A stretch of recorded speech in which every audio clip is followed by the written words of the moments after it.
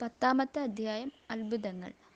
ഒരു ദിവസം വിശുദ്ധ ഡൊമിനിക്ക് കർക്കസോൺ എന്ന നാട്ടിൽ ജപമാല പ്രഘോഷിച്ചുകൊണ്ടിരിക്കുകയായിരുന്നു.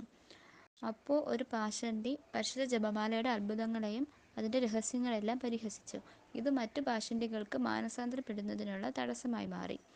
ഇതിന് ശിക്ഷയായിട്ട് ദൈവം 15,000 പിശാചുക്കളെ അയാളുടെ ശരീരത്തിലേക്ക് പ്രവേശിപ്പിച്ചു.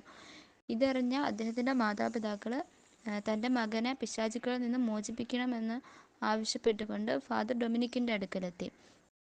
അന്നേരം ഡൊമിനിക്ക് അവിടെ ഉണ്ടായിരുന്ന ജനങ്ങളോടെല്ലാം തൻ്റെ കൂടെ ഉച്ചത്തിൽ ജപമാല ചൊല്ലുവാനായിട്ട് ആവശ്യപ്പെട്ടു.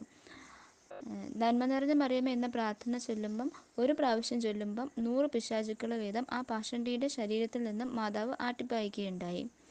അങ്ങനെ പിശാചുക്കളിൽ നിന്നും വിമോചിതനായ അദ്ദേഹം തൻ്റെ എല്ലാ പാപങ്ങളും വേണ്ടാന്ന് ഉപേക്ഷിക്കുകയും മാനസാന്തരപ്പെട്ട് പരിശുദ്ധ ജപമാല സഹോദര സംഘത്തിൽ ചേരുകയുണ്ടായി. അദ്ദേഹത്തിന് സംഭവിച്ചതറിഞ്ഞ് അദ്ദേഹത്തിൻ്റെ സ്നേഹിതരും ജപമാലയിൽ വിശ്വസിക്കുകയും അവരും മാനസാന്തരപ്പെട്ട് ജപമാല സഹോദര സംഘത്തിൽ ചേർന്നു. സന്യാസിയായ ജെയിംസ് സ്പ്രെൻഡഗറും അദ്ദേഹത്തിൻ്റെ സഭയുടെ മറ്റംഗങ്ങളും പരിശുദ്ധ ജപമാലയോടുള്ള ഭക്തി പുനഃസ്ഥാപിക്കുവാൻ കൊളോൺ നഗരത്തിൽ ഒരു സഹോദര സംഘം ആരംഭിക്കുവാനും ഉത്സാഹപൂർവ്വം പ്രവർത്തിച്ചുകൊണ്ടിരുന്നു. പക്ഷേ അവരുടെ ഈ പ്രയത്നങ്ങളിൽ പരസംഘത്തിന് പ്രശസ്തരായിരുന്ന 2 വൈദികർ അസൂയാലുക്കളായി. അവരാണെങ്കിൽ ഈ ജപമാല ഭക്തിക്കെതിരായിട്ട് പലപ്പോഴും സംസാരിച്ചിരുന്നു. അവർക്ക് ഭയങ്കര വാക്ചാതുര്യമുണ്ടായിരുന്നു. അതുകൊണ്ട് തന്നെ അവരുടെ വാക്ചാതുര്യം കൊണ്ട് പല ആൾക്കാരും ജപമാല സഹോദര സംഘത്തിൽ ചേരുന്നതിൽ നിന്നും മാറി നിന്നു.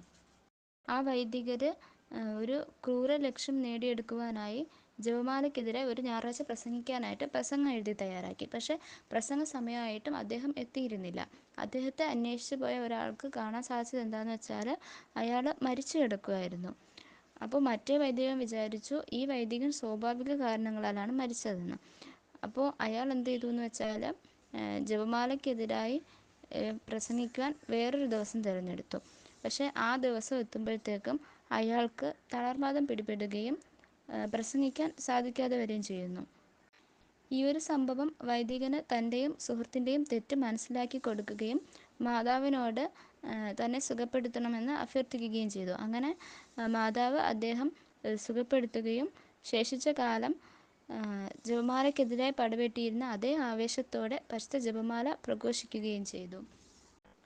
സ്വതന്ത്ര ചിന്തകരും വിമർശനാത്മകരുമായ ഇന്നത്തെ ആളുകളൊക്കെ ഈ പറഞ്ഞ ഈ 2 വൈദികർ ചോദ്യം ചെയ്തതുപോലെ ഈ പുസ്തകത്തിലെ കഥകളെയും അതിലെ സത്യത്തെയൊക്കെ ചോദ്യം ചെയ്യുമെന്നത് ഉറപ്പാണ്. പക്ഷേ ഈ സംഭവങ്ങളെല്ലാം തന്നെ സമകാലിക എഴുത്തുകാരൻ്റെ ഒരാളായ റവറൻഡ് അന്റോണിൻ തോമസിൻ്റെ ദി മിസ്റ്റിക്കൽ റോസസ് ട്രീ എന്ന പുസ്തകത്തിൽ നിന്നും എടുത്തിട്ടുള്ളതാണ്. അതുകൊണ്ട് തന്നെ ഇതൊക്കെ വിശ്വസനീയമാണ്.